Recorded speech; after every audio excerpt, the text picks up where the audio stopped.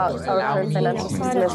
Hi, everyone. On today's episode of New Forum and in the context of the Identity Hackathon, we're joined by rock stars, the mastermind behind data backpacks, Evin, co-founder of Disco, the OG and steadfast adversary of the status quo, Billy, co-founder of Intuition, and teacher and magician when it comes to attestations, Bryce, core team of EAS. So the title of this forum is not Stairway to Heaven, so for those that love Led Zeppelin, but Stairway to Identity, Reputation, and Attestation. So Evin, Billy, and Bryce, welcome, and let's start if you're ready. Thank you so much for having us. Awesome. So you've already all three been on many panels, podcast discussions on identity, and you've described it as a puzzle, as digital identity being a holy grail, as the digital ecosystem being fragmented. So I really wanted to have your own personal take, first of all, to start the conversation. What is your view? What are you interested in when it comes to identity, reputation, and attestations through the lens of your experiences and projects? And I know that just on this question, you could go freestyle for like 40 minutes each. So just start by doing your short kind of intro about what you're interested in, and then we can do a deep dive. Maybe we could start with Billy. Surely. I guess my view of it is that we all have kind of these, I don't know if the word is true, but we have these true identities that holistically represent who we are. And then what we kind of capture in different contexts are fragments of that true holistic identity. And maybe sometimes even intentionally, because we want to present some persona to some platform that isn't wholly representative of who we are. But I think like what I'm very interested in doing is allowing for the aggregation of all of our various identity metadata across all platforms so that we can have a better holistic view of who we are in the digital realm if we want to. And then also use that to better understand ourselves. So I think with a lot of these kind of like AI technologies coming online, we can kind of digest that identity related metadata once aggregated to not only like present who we are better to the rest of the world, but also to self-reflect and maybe understand a little bit more about who we are that we couldn't otherwise grok through just self-reflection. So I don't know if that is I hope that was my answer. It's a great start. We'll have a lot to keep going on. So Evin, do you want to go next? Thank you so much, Jordan. And thank you to the New Forum community for having us today. Always an honor to have the opportunity to hang with my buddies, Bryce and Billy. And I think, at this point, I've been learning from Billy, just as like thoughtful things like he just shared for about 6 years. And so in that time, we have had the opportunity to see the Ethereum ecosystem evolve with many forms of identity, many forms of metadata. At Disco, we think of you all as whole people, not just piles of tokens. And right now on chain, that's all you are. Token ID is mapped to a public key. And so in order to assert that more holistic picture that Billy was talking about, in order to be able to accrue opinions from multiple sources, such as the work, within the EAS ecosystem, we need more dexterous vocabulary, both technical and verbal. We need the ability to show up as a person with traits and accomplishments and preferences, not just financial holdings. So at Disco, we think about how your identity is multifaceted, and we can make those many facets, regardless of where they come from, legible to a chain, whether that chain is layer 1 Ethereum, an L2, whether the source of your data is a university, a government, or even a Web2 application. Yeah, when we think about identity, I think one core question that continues to repeat in my mind is just like, if we zoom out and we think like, how do we actually understand who to trust and what to trust online? Like, as humans, we've been trusting like for since the age of time. So it's not like it's this foreign concept, but when we get into this digital realm, it really starts to get more complicated. And identity is a core piece. So identifying like, well, how do I trust someone? But if we don't really understand what identity is, like, how do we actually get to that stage of a more trustful ecosystem? And so we were really thinking like, well, what actually is your identity? Like, your identity is so complex and nuanced, like it's so relative to who you know. And so like my reputation to Billy and Evin is good, but to my reputation to other community members and the New Forum community is like completely brand new, right? So like there might be some seeded trust to me because of a relative reputation that I have, either being on this panel or knowing Evin, etc. But like what actually is identity. And so we really tried to break it down into its core primitive, its core Lego block, and realize like your identity is just a tapestry of attestations over time that people have made about you. When you're first born, your mother names you, you go to school, the teacher attests your grades, you get a driver's license from the government, and you can start to like holistically represent identity as an aggregate of these attestations. But it takes like completely different forms, from verifiable credentials to just statements that you might self-make. And we just need a more structured way to be able to do that online, so we can build more trust. Yeah, I think great points. I think Billy referred to this also as like kind of a puzzle. Identity, a digital identity is a puzzle in Web3. And so based on what Billy said, and also Evin, you recently wrote a tweet that says fun is the killer future. And so I'm kind of wondering, do you think that when it comes to digital identity or identity overall, should it be something that we view as a fun topic to explore, like for the mass audience, or should it be more like an esoteric conversation where only people that really know what they're talking about should really push the conversation forward, and then the masses can be interested? The same way that, you know, you have your identity card, you don't really understand how it works, but you just trust that it's important to have. So what's your take on this, Evin? And then Billy, you can go back on that. In the Web3 ecosystem, we're really good at gatekeeping by using language to keep other people out and to say, hey, you can't understand this, it's too complicated. And so if we want to welcome billions of people on chain, as on-chain Summer has, you know, invited us to do, we need to meet people where they are. We need to make experiences that human beings are willing to use and indeed enjoy using, not just pay people so they'll try out our protocols, which has been the process thus far. You know, if you pay people to come to your party, you shouldn't be surprised when they leave when their shift is over. And so if we want to coordinate more than just spending money together, we want to do more than pay people to come to our parties, but we want them to hang out in Web3 because there is value, because they enjoy it, because it makes their lives better, then we need to have an inclusive conversation from the UI we present down to the governance of the underlying chains. So I think that looking to a few isolated voices that come from people who are not representative of those we hope to serve will further isolate us. I love that answer. And I think that it's very important to delineate between fun and good experience, because and I think we need to focus on both. And so there are people like Spruce who are focusing on kind of the very highly political, highly sensitive use cases like California's driver's license, where that will make a very good experience that's not necessarily fun. It's like, I don't need my physical card anymore. I now have like a digital driver's license, which is way better than the status quo, but I wouldn't consider that fun.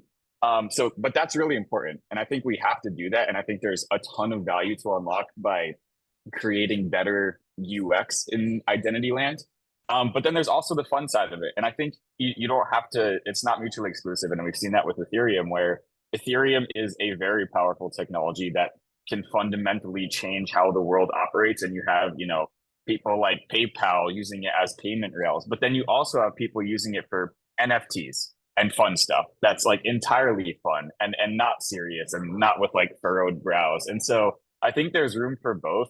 And I think I don't know what comes first. I always focused on kind of like the high criticality, non-fun stuff first, but I think what we've been seeing is the way that things have typically gotten mass adoption is maybe starting with the low sensitivity stuff first, maybe starting with the fun stuff first. But I think there's room to build both in parallel. And they're both important, and they're going to appeal to different audiences, and there's different use cases that are like ripe for either or maybe even both. I don't know if we can create like important stuff that is also fun, and I don't know if it's even good to overlap the two sometimes. Like, I don't want my driver's license to be fun, but yeah, I think there's space for both, kind of. I think fun and like purpose can sometimes overlap, but when it comes to identity, something that's like extremely personal and complex, like it's important to distinguish like where fun can happen. Just like, you know, Billy and Evin were saying, we need to make sure that the right groups are represented, but also that like fun experiences are great experiences, right? People want to have enjoyable experiences, but when is that appropriate? And I think at the application layer, specifically like the attestation issuer level, where you're trying to like enable people to make attestations and to build this comprehensive identity. I think there's a lot of room for fun. At the infrastructure layer, it's important to really prioritize just security, privacy, composability, and things like that. And those topics can be fun for those that are interested in them, but they're not necessarily the consumer part of it. And so that's like, we need to make sure that we do have a holistic view of like where people are playing in the space, so we can have the fun experiences backed by more intentional development.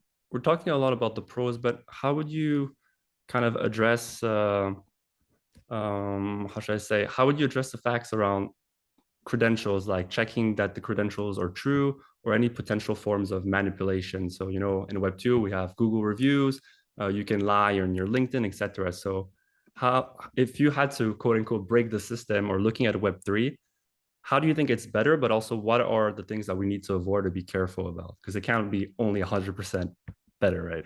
So actually, to kind of highlight something that you mentioned, right? On LinkedIn, about 50% of the people who said that they attended Harvard University did not indeed attend Harvard University. So carrying on a long storied history of lying on the internet, one of our favorite things to do as a global culture. And so if we operate under the assumption that you can only believe a statement as much as you believe the party who said it to be expert and honest, then that ties back to something that Bryce mentioned earlier, the importance of signatures, provenance, and context. How much do I believe this statement given who's saying it to me, given the way it is presented? So that's why you scan a driver's license and analyze that data differently than if I were to hand you a piece of paper that says, I am 21, that I wrote.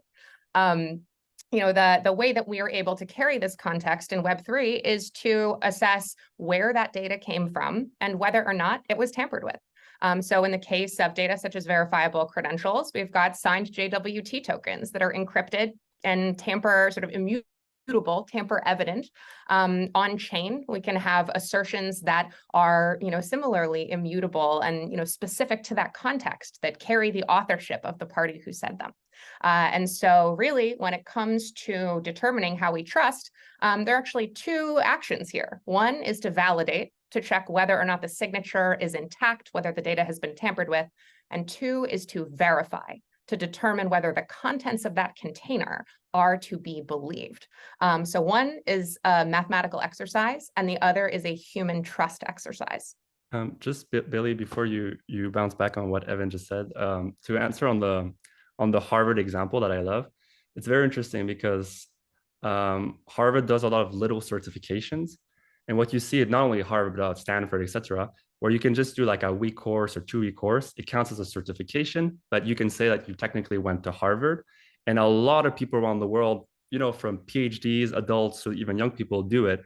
And the line is very interesting because Harvard does not say that it's not true, because they also know that they can make a lot of money with these certifications. And there's other things, of course, I don't want to point them with the finger, but that just shows also the financial aspect of like, Harvard would say, if you ask them directly, well, they didn't go to Harvard, but at the same time, they're not going to openly say it because it's also an interesting source of revenue. So Billy, you can bounce back on what Evin just said, but I thought that was also something interesting. That's a great point. And just to add one little addendum there, Harvard University is one of the leaders of the Digital Credentials Consortium, a global group of universities that use their cryptographic key pairs to sign verifiable credentials as diplomas, so that you don't need a central intermediary like LinkedIn to validate. Instead, any student can present an independently validatable proof that they attended. So it's really cool to see how universities are able to explore kind of both sides of the proliferation of this data, but at the core, being able to validate those signatures. I don't have much to add on what Evin said, because I think it's pretty much spot on. And it's just like, with the proliferation of PKI and the fact that everyone now has kind of self-sovereign private keys that they can sign things with, and the user experience around managing those private keys and those signatures is getting better by the day. Now we can have like provable attribution and provenance. And so with that, we can like be reasonably certain that the party that we think has said the thing. And then it comes down to like deciding who to trust. And so Sure, there's this kind of vector where the key has been compromised and has signed a message that the individual who is supposed to be the person who has sovereignty over the thing has said something that like they didn't want to say. But then you can like make claims about that key and be like, hey, this key is compromised. And so it's just like through chains of attestations, we can discern so much. And you just kind of, I think what we're gonna evolve into is everyone expressing their opinions about things super easily, and then everyone just being able to decide who they want to trust in different contexts, and then overlaying all of the data in these different contexts with kind of your trust graph. So instead of like the current mode of the web where you're kind of presented with one truth that you kind of take as the singular objective truth. So it's like I go to Wikipedia, I'm like, oh well, it's Wikipedia, I trust it, this page looks good. Like I just take it as fact, and it'd be really nice to be able to kind of equip different models to see the data through. And so even for as objective as Wikipedia probably is, there probably is some bias, and there's probably more bias on some pages than others. And so for maybe a page that is biased or contentious, I would love to be able to see what maybe some other people have said about it, kind of like Twitter community notes, but for everything, where it's just like, oh, there is this dissenting faction that has said the complete opposite of what this page says. And I think if we can just do that across the web, where instead of just being force-fed one, it's a hard UX thing. So I think it like comes down to being UX, because you don't want to introduce a ton of friction and have like 10 different opinions on every single page you visit. But like for things that are highly contentious, it would be nice to be able to like step into someone else's shoes and see the world through their eyes, as opposed to just being presented one view of the facts. And so again, it just comes down to like people signing data with private keys so that you have kind of like provenance and attribution. And then once you know who is saying the thing, you decide who to trust. And you just, I don't know, you need a little bit of discernment yourself. We can build models to help you do that discernment more easily and better. So you're not just like looking at raw data, like rows of entries in a table where it's like, okay, this guy said this, then this guy said this. You can like distill the data in also like a verifiable way, and maybe using like, I don't know, lit actions or something. And so I think that's where I think that's the kind of like world I'd like to see enabled by all of this technology, is just having a little bit more context when we're interacting with things, in the form of being able to hear the voice of everyone who wants to have a voice on the topic. And then hopefully like getting more people to want to have a voice, so that we're capturing more data. And so, cause like, I'm not gonna, like right now, I'm not gonna express myself on Wikipedia. It's just a waste of time for me. And so I don't know, we got to get people expressing themselves more in these verifiable ways, and then displaying the holistic picture of the data to people in very distilled, nice UXs. Bryce, I'll let you also bounce back on what was just said. Also give the next question, because you could also put that probably in your answer, is sure. There was a recent tweet by Brian Armstrong, CEO of Coinbase, in terms of the 10 ideas he's the most excited about. I'll just name a few, like on-chain ads, on-chain reputation, decentralized LinkedIn, etc. So with regards to your projects respectively, and also just generally speaking, like what are you the most excited about when it comes to identity, reputation, attestations? So you can bounce back on what was just said, but also keep that in mind in terms of like EAS. What would you like to see built just in the future? What are you excited about overall in the space? Yeah, I'll play off of what Evin and Billy have said, and tie it into kind of like the on-chain reputation use case that Brian mentioned. I feel like what Evin was describing, especially for Harvard, right, with all this fraud of like people claiming that they went there, it all boils down to the relative trust that people have, because you could like force Harvard and all these universities and I keep trying to say institutions that would want to issue credentials, right, in a verifiable way. But like, if Evin and I went to Harvard together, which we didn't, I didn't go to Harvard, and I don't know if Evin did, but if we did go together, and then she vouched for Yale. So if we both went to Yale, right, and then Evin, because she went there and she has a verifiable credential, if she attested to me saying that, hey, Bryce also went to Yale, that might be good enough for certain use cases and for certain people to believe that I went to Yale. You wouldn't necessarily need to see my Yale degree, right? But in more significant use cases, you might want that extra layer of verification. You might want vouchers from people in the community like an Evin, and you might want the credential from the university. It's really up to you to decide who and how you trust someone. And if you build the atomic unit of an attestation to allow people to do that, then you can have that. You can have more flexibility. You're not force feeding people into how they should decide how to trust something. And I think as we do that, we can start to build this on-chain reputation landscape, right? And just like how Billy was describing Wikipedia and kind of like the wisdom of the crowd and people like attesting to knowledge, not just identity related things. You want to know that the information that you're consuming is trustworthy, but like if you go onto any platform today in Web2 and even in Web3, you're almost like force fed what type of content is like just accessible and important to what they think their user base cares about. But as Billy mentioned, what if I want to have just, I don't want to talk about politics, but let's just say I skew one way versus the other, and I want to see what the other side is saying, just have a holistic view. Today, you can't really do that. But if we allow people to attest to any sort of information, allow anyone to say whatever they want, then you can build amazing user experiences on top of that allow users and empower users to have the choice to filter the type of information that they want to consume.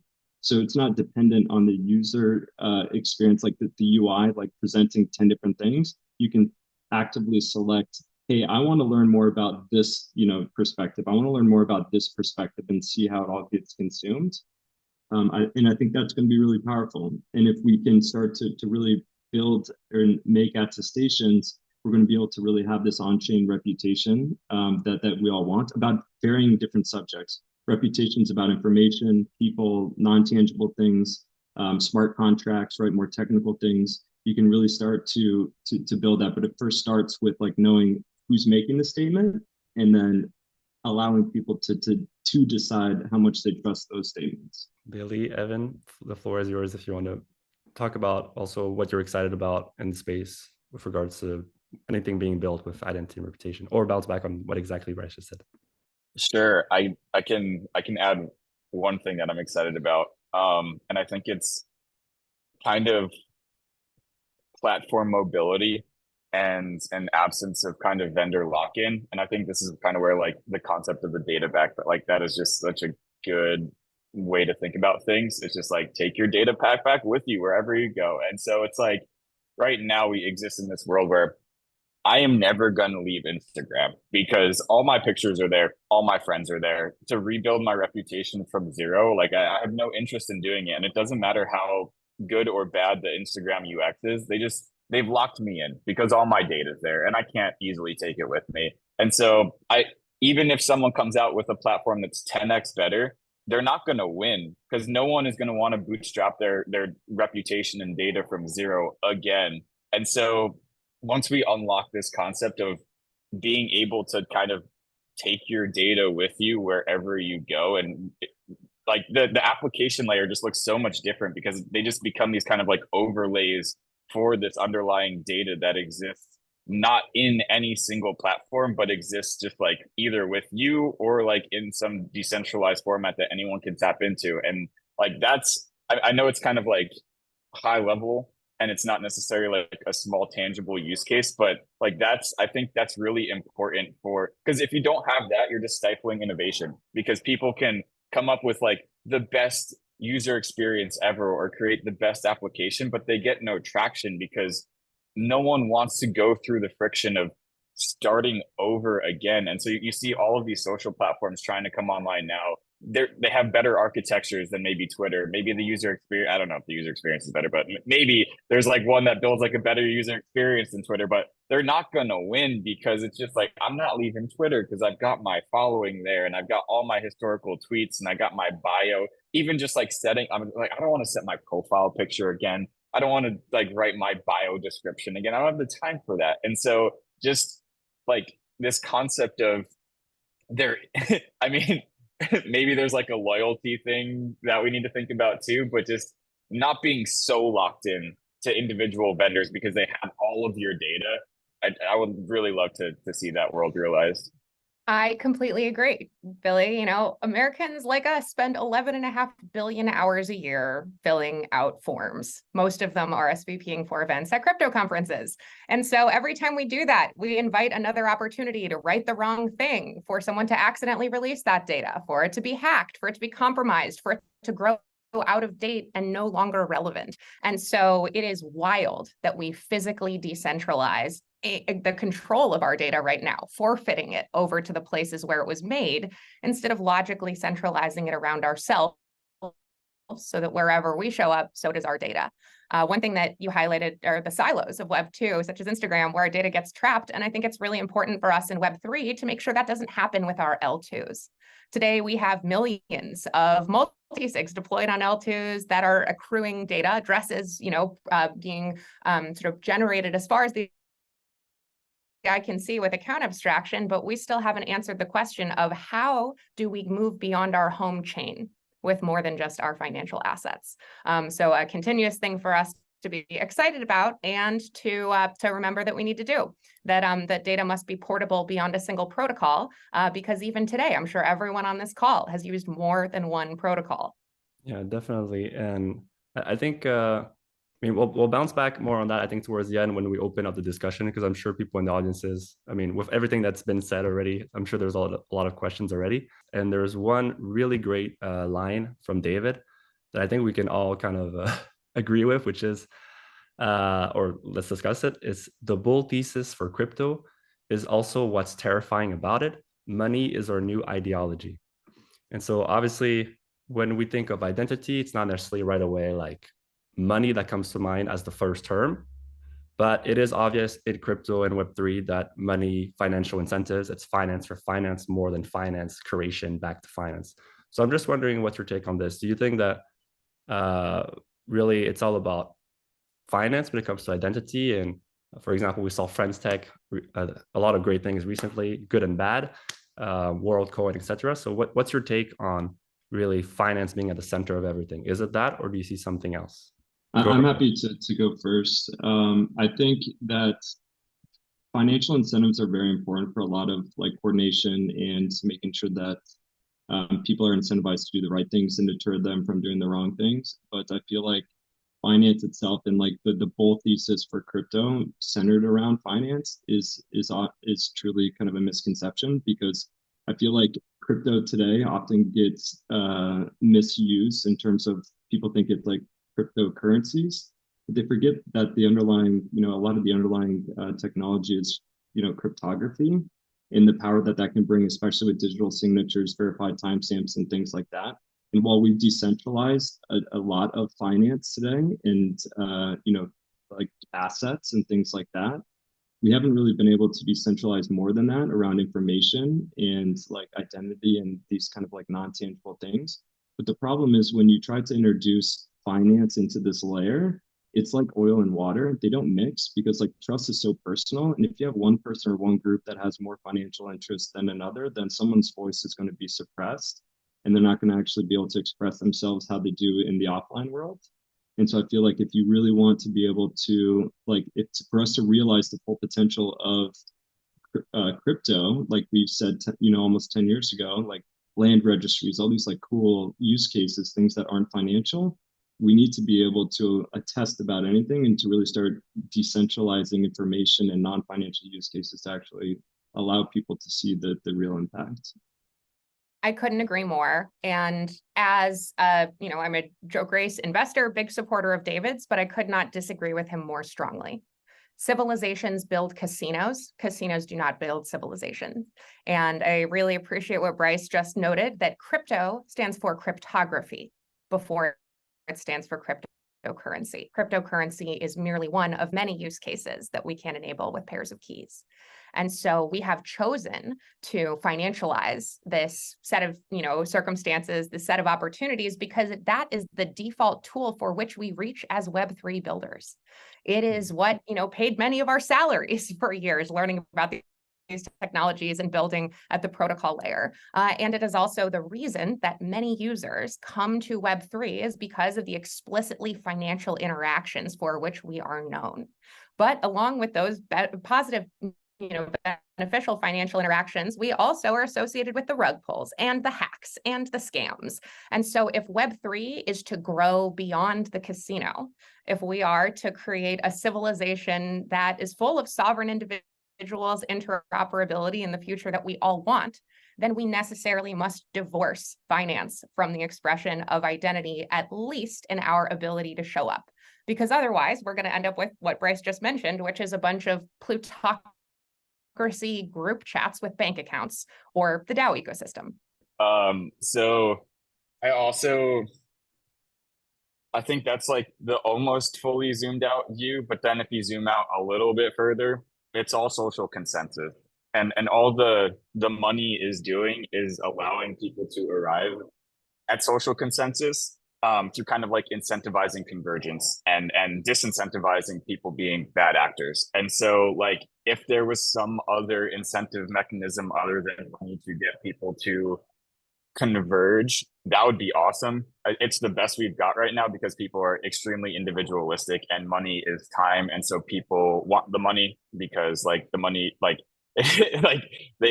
there's no reason to not want the money, and so people will be like rational actors in the economic sense and do what makes them the most money. And if doing what makes them the most money is socially converging on things, then they will do that. And so I think like the coolest thing about crypto to me, like what got me hooked from the beginning, is just this idea that like it's tapping into these natural true human intrinsic natures to get people to do what they want to do, but what like if that aligns with what's best for the system, then you build a really good system. So if everyone is just like acting out of their own best self-interest, and then acting out of their own best self-interest is also the best action for the system, like that is so cool. And so economics just play like one part of that, but at the end of the day, it's all just like social consensus and convergence. And I think that like it's the same for identity. And I think that we need kind of like social convergence around a whole lot of things in identity world, or like social consensus around it. So we need social consensus around like maybe, you know, who to trust or what the right words are to use to describe things, or I don't know, there's a whole lot of social consensus across the board. And so I think right now it like maybe it makes sense to think about the intertwining of finance and identity to try to see how we can maybe use the primitives that have worked in crypto land to get people to socially converge on the identity layer. But at the same time, I think they're not like intimately intertwined. And I always thought that identity would be the precursor to us realizing a bunch of like the most important use cases in crypto. And I didn't think that we were going to do anything cool until we solved identity. I started doing identity stuff in like 2016 because of that. And then we circumvented it with like DeFi and NFTs, and there's like a whole bunch of cool stuff that exists in the absence of like rich identity stuff. But I think that as soon as we unlock the identity piece of the puzzle, there's like a lot of pieces of the identity puzzle, and then identity is a foundational piece of the crypto puzzle or the decentralized web puzzle. We unlock so much stuff. Like it's just like a whole new ecosystem of things we can do once we have rich identity metadata about things. So yeah, I don't think, like, to bring it full circle, like I don't think finance is it, but like I think we should think about it more in identity land. I mean, to bounce back on what you just said, and I want to have everyone's kind of take on this. You were on the Rehash podcast, I think a month ago, and you mentioned that it was a great question actually, was how do you incentivize people, users, to share knowledge? And when you talk about incentivize, it doesn't have to be through money. There's other ways, right? So if we say that finance should be in the background and identity at the front, we'll start with you, Bryce. Like, how do you think we should incentivize users to start doing more attestations, to have more of their data backpacks? Like, what is the way to go to really grow the identity ecosystem so that it's really at the forefront? And of course, finance will still be there, but it won't be at the forefront like it is today. Yeah, incentives are incredibly important to get people to do things, obviously. And I think, like, if we think about finance as an incentive, it's also important to think about the other forms of capital that are available to people that people care about, such as intellectual capital, learning things, social capital and their reputation around people, and all these different forms of capital that are still accessible to us. And the incentives for people, while most people today favor like financial incentives, there are academics and others that want to share their voice, and that you get sponsored by financial institutions to research certain topics, but their incentive isn't the money. Their incentive is to share their voice and their knowledge and to like build the wisdom of the crowd and to really help share kind of their expertise. And I feel like if we can really start to build applications that incentivize people to build their relative reputations in whatever subject matter they care about and within their communities, whether it's like social clout, knowledge, I feel like there's ways to do that without directly needing to pay someone to express their voice. Yeah, before you go also, Evin, I'm actually thinking of Quora, where, it's not really a Reddit, but you can ask a question and lots of people answer, right? And I remember that at the start, they were actually paying people to just write questions.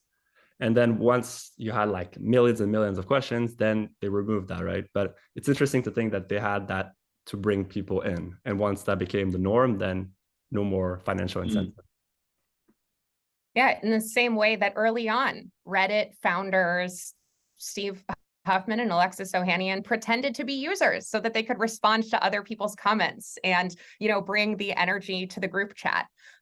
So, we can sort of look to that set of effort as ways to seed an ecosystem. But I'm pretty sure that all of us are probably in group chats, and we can ask ourselves, why is it that we contribute? Why is it that we provide guidance over, which sneakers are better, or in the boys club Discord, which skincare products are best, which parties we'll go to, or who's on our blacklist, who we won't invite to parties, right? So the incentives for contributing an opinion can be as serious as physical safety for women at conferences. Here's who you need to stay away from, to here's how I can make my skin glow with the latest Selena Gomez blush. And so being able to derive personal benefit from, physical to aesthetic to social is often incentive enough in places where that shared expertise gains us some kind of social benefit, or also the, psychological safety of being part of a community where we can count on one another's opinions, kind of getting back to what Billy was saying earlier, the importance of, who we are trusting.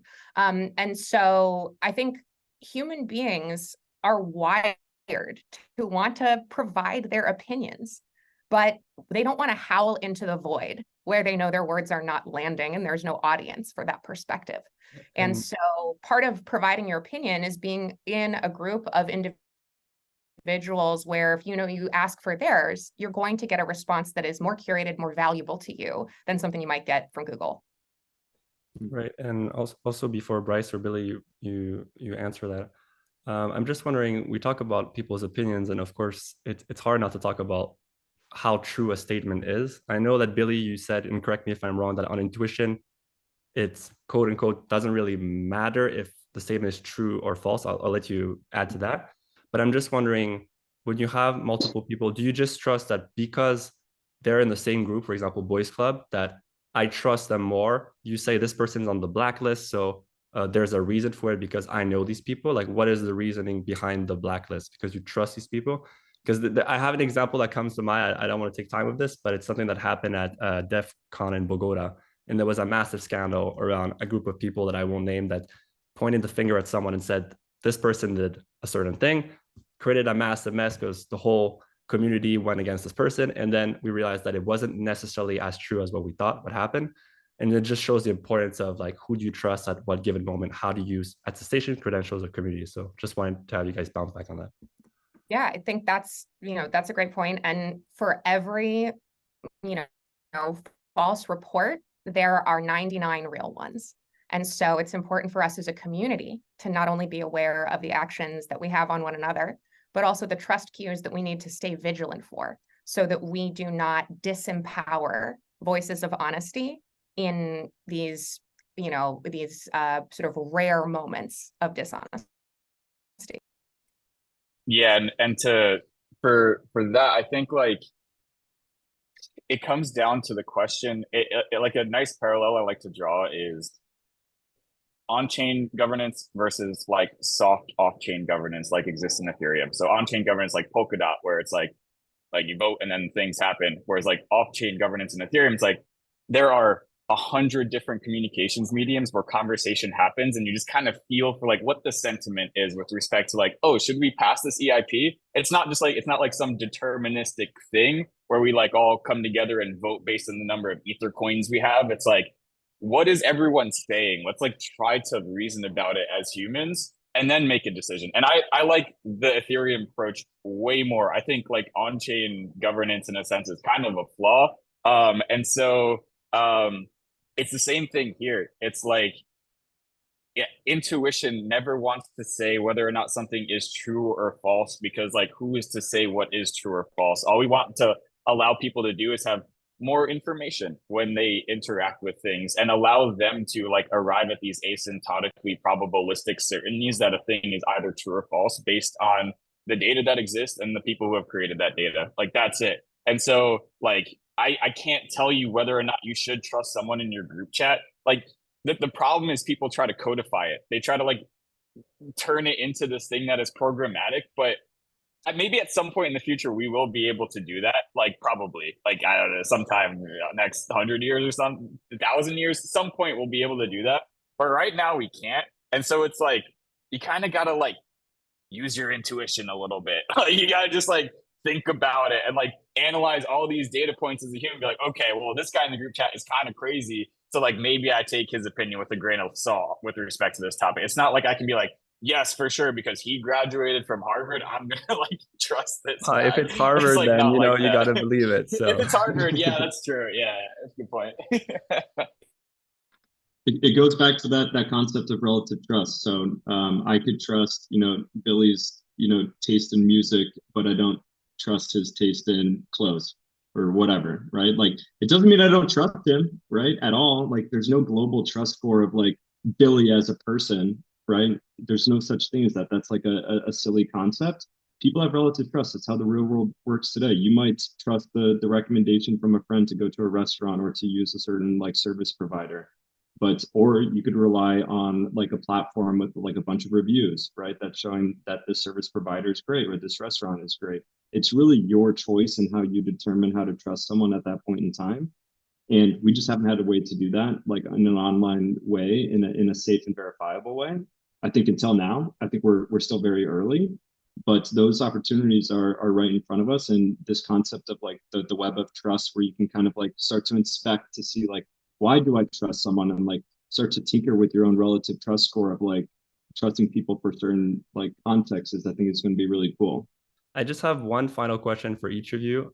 Let's say 1 minute each, and then we can open for the 5 last minutes to the audience if there's 1 or 2 questions. With regards to intuition, Disco, and EAS, going back to the first question that Evan asked, what would look like a success in the next 1 to 2 years? Like, what are you looking to accomplish? If it's not already clear for the audience and for whoever watched the video, what would make a success, basically? It's not necessarily an easy question, but what is your first elements of an answer?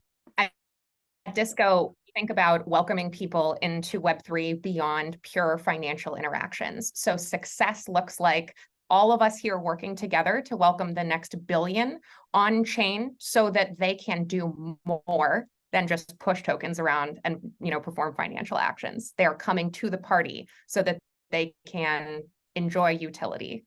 Andrew, who is also in the Zoom, is going to kill me for saying this because he doesn't like this. But like, I think a good kind of North Star is it's optimistic, but it's like a non-insignificant percent of the world's data being kind of transformed into this like crypto data format. So just like making some significant percent of the world's data verifiable, as opposed to like, and also like, yeah, I guess that would be success if we can get more data to be cryptographically verifiable, and to like allow it to escape all of these data silos so that we can use it and take it to different contexts.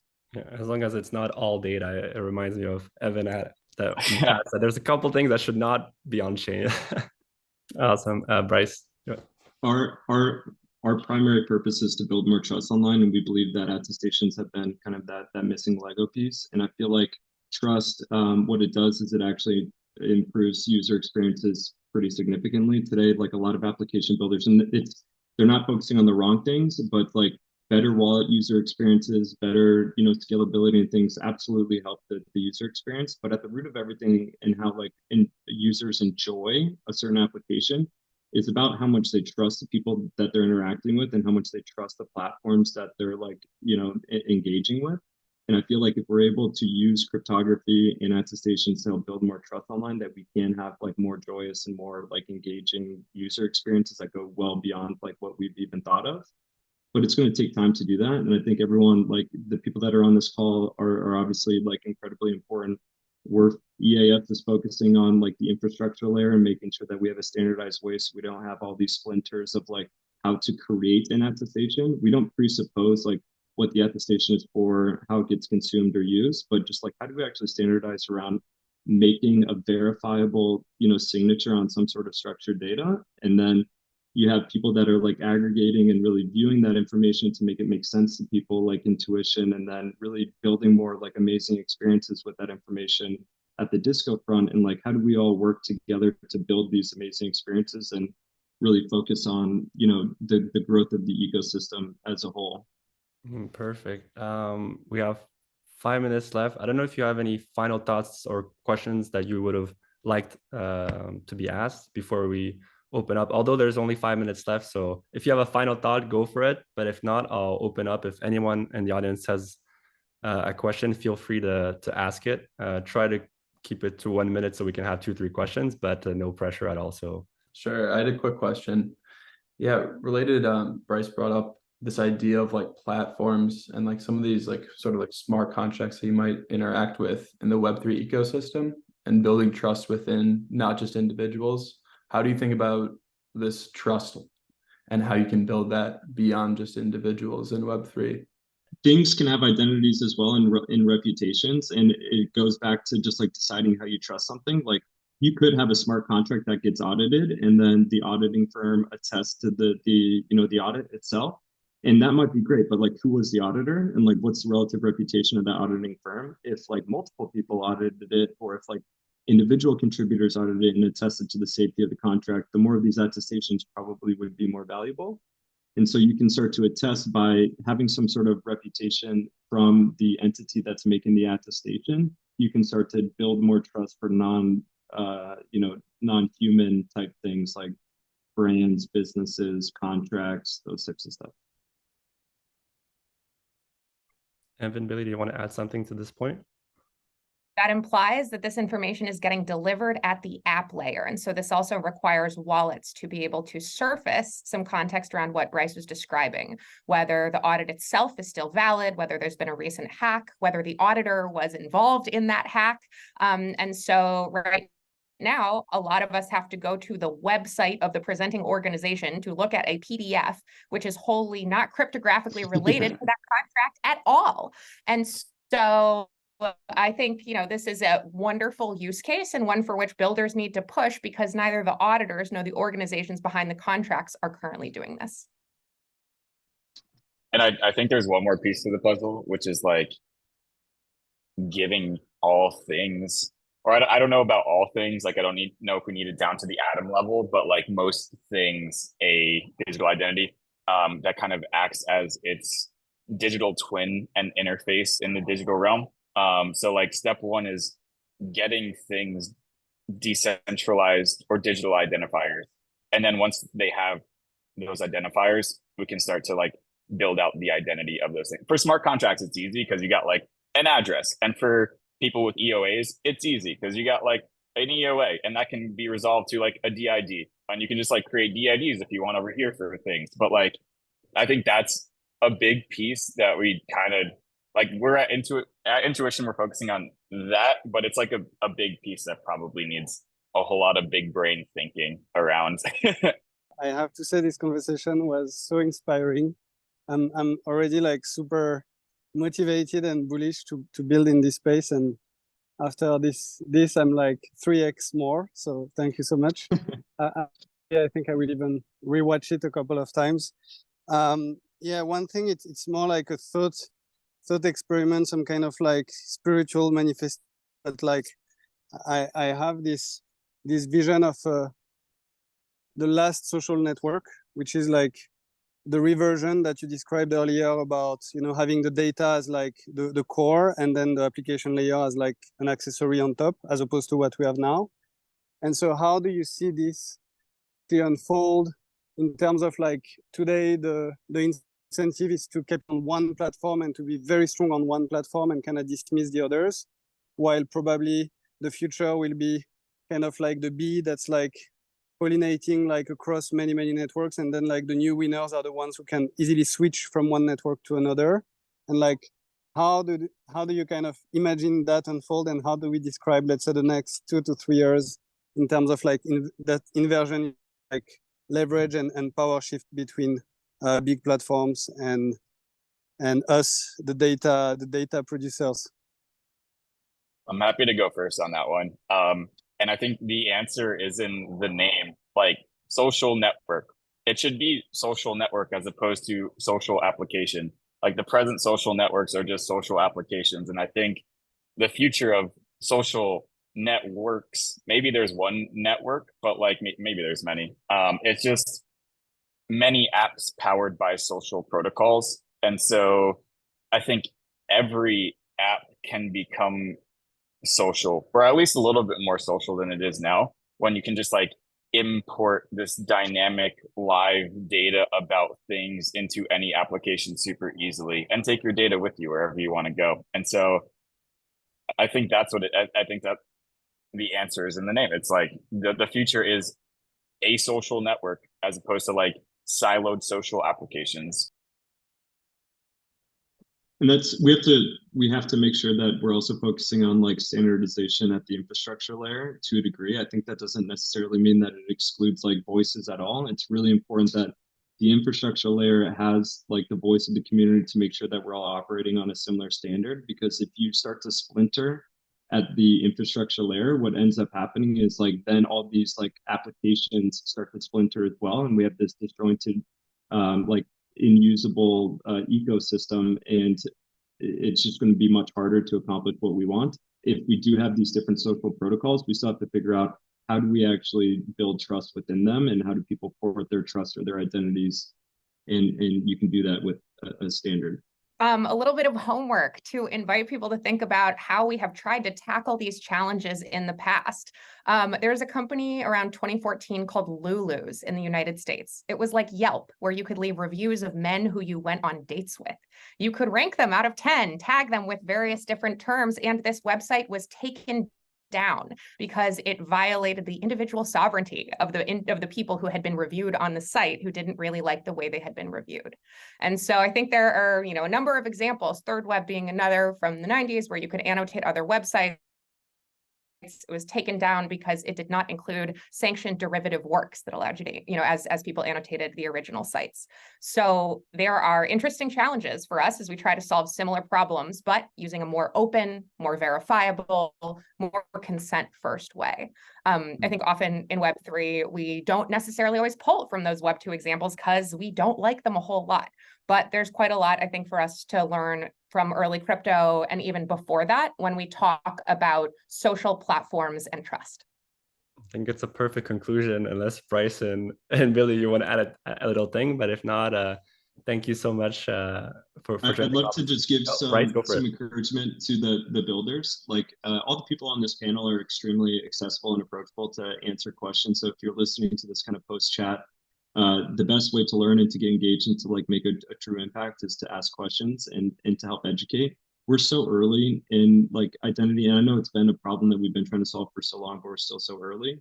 And the more educated people get around the subject and how we start to like communicate it with a similar language, and how we as builders unite together to actually build for a better future, I think the better. So just get engaged however you think you can contribute, and you'll be welcomed with open arms. Perfect. I would just add one thought on that. I'm at DAPCon right now, and everyone is talking about these things. So I just want to think what is the thing that you would want to see built through this hackathon when everyone is talking about it in such a fragmented way? what is like the final note for builders in this hackathon? Talk to each other. Yeah. And go to Harvard.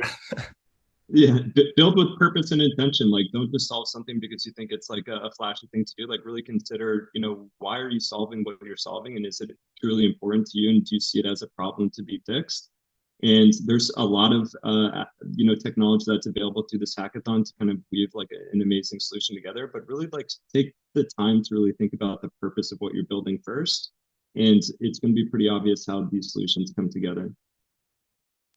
And if you're ever at a loss for what to build, I think probably the people on this call have like a million ideas of things to build. So just reach out to us, because there's like, again, this is a massive puzzle. There's an infinite amount of pieces that need to be solved. And so we can very much point you in a potentially interesting direction if you don't have a direction that you are going in by yourself. We just a quick note, we do have a page on our docs called Ideas to Build, but it has like a lot of thought starters. They're not like specific ideas, but it's just meant to probe like how you should think about important problems to solve. And that could be a good place if you need some inspiration. All right. Thank you so much, everyone, for the closing words, final thoughts. And of course, also everyone in the audience, really for creating this movement around identity that's been going on for a few years, and that's going to keep growing year by year. And yeah, once again, thank you to the speakers for taking the time, and don't hesitate to reach out to them, follow their accounts if you haven't already. And thank you once again, and everyone have a great week, great conferences, great parties, great breaks if needed. Thank you for having us. Great. See you all soon.